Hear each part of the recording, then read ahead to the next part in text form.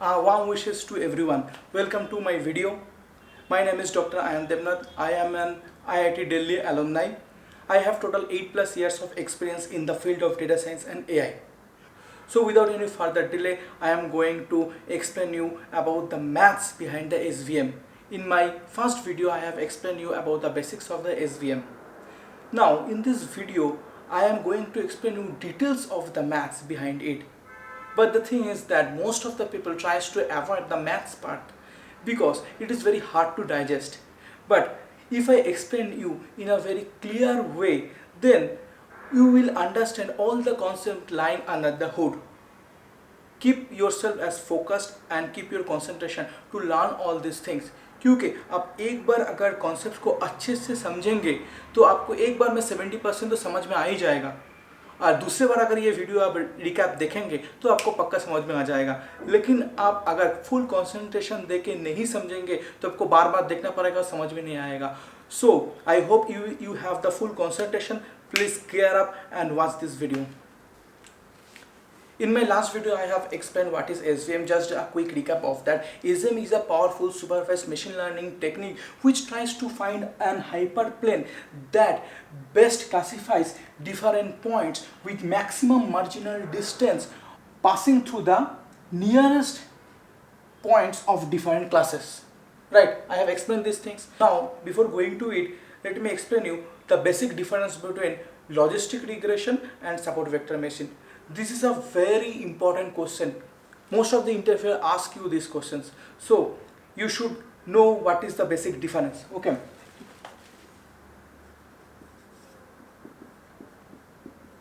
Logistic regression versus support vector machine. One thing you should remember that both of them creates, this is not difference, okay, right? So first of all, let me write it. Both of them creates hyperplane to separate data points of different classes. This is a common thing, okay? This is not difference. Now coming to the difference, logistic regression is probabilistic approach,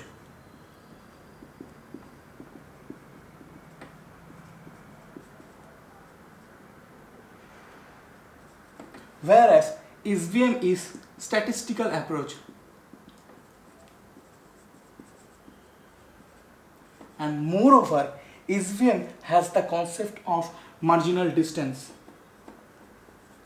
which makes it unique and different from logistic regression. These are the main difference between logistic regression and SVM, and these are very important question. Let us first understand a very basic thing. Here there are 2 points, P1 and P2, and this is a line, or you can say a hyperplane, which classifies these 2 points. Okay, this is very easy. Now coming to it, this line has a slope of -1 and intercept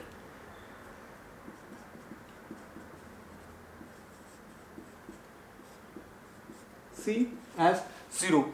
So from the basic knowledge of class 11 to where you learn an equation of a straight line, we know that y equals to mx plus c, right?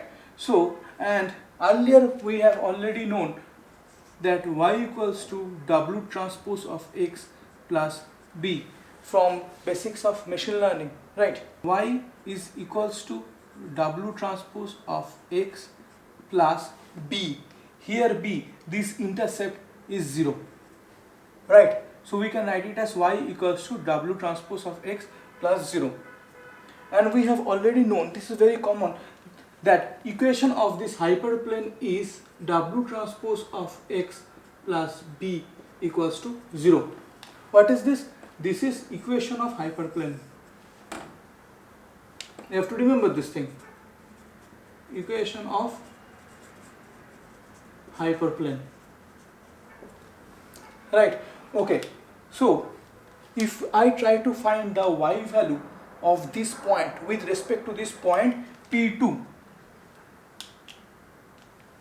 with respect to this point P2, Okay, so here y is equals to W transpose of X. Now what is W transpose? W transpose is actually transpose of the weight. What is weight? Weight here is slope. Here for this line slope is -1. Why this is -1? If there is a straight line like this having 45-degree inclination, then here the slope is 1, because tan of 45-degree will give you value 1. But for this line, when we are trying to find out, it's tan of 135-degree or tan of -45-degree, and it will give you slope -1.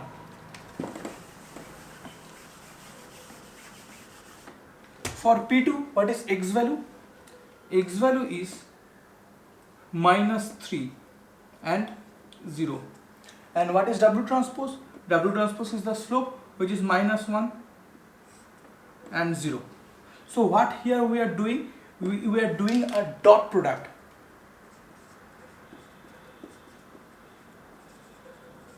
We are using a dot product for matrix multiplication, right? So what will come? W transpose, we have written it in the form of -1 and 0 because it is a transpose, and X is -3, 0, and we are doing dot product. Dot product is multiplication of this term with respect to this term, and multiplication of this term with respect to this term. This is dot product. So -1 into -3 plus 0 into 0. Okay, so what I will get? I will get it as +3, which is a positive value, right? And now with respect to this is with respect to point P1. Now with respect to point P1, what will happen? Y equals to W transpose of X. Similarly, I can write the W transpose what I have written here already. So it is -1, 0. And what is the X point? X point is 3, 3. Okay, we are doing this for P1. So what will be? -1, it is a dot product, right? So -1 multiplied by 3 plus 0 multiplied by 3. What we are getting? We are getting -3. So what is this? This is a negative point. So let me explain you here. So whatever or any point which is below this line here, if you take any point, then W transpose of X will come as positive always, and any point which is above this line in this direction will come as negative, right? So we can say that any point here, since this is +3, like example wise I have taken it as P2 is -3, 0, but any point wherever you take any point below this line will always have a positive value. So we are taking any point in this or any data points in this region as a positive class, and we denote it as, okay, first of all, so any point which is below this line, what is the inference we can draw? That below this line any point is always positive, and here the inference is any point above this line is always negative. Thus any point here is taken as positive class, which is denoted as +1, and any point which is above this is taken as negative class, and it is denoted as -1. Now you can say why it is +1 and -1. We can take it as +100 and -100 because this one is in positive class, another is in negative class. So for the sake of simplicity, we have taken it as +1 and -1. This is not like that any point which is like below any hyperplane will be, any kind of hyperplane will be always positive class, and any point which is above the hyperplane will be always negative class. This will be not like that, because whether a point will be positive or a negative depends on two parameters. That is, one is W, that is the weight and the bias. So weight means the slope of the line. So let me give you an example, don't get confused. Now say in spite of this, if we have like this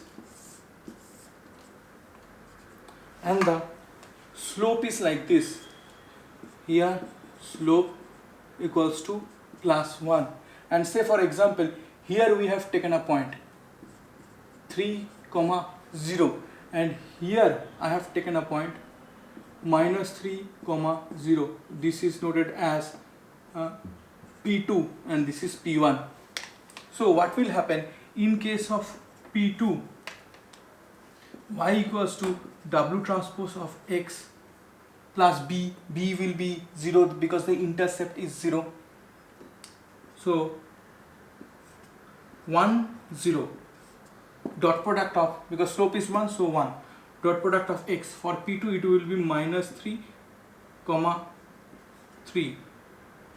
So it will be -3. So here we can say that any point lying above this line is always negative. So here we can take it as -1 class. We can denote it as -1 class. Now for any point P1, Y equals to W transpose of X. So 1, 0.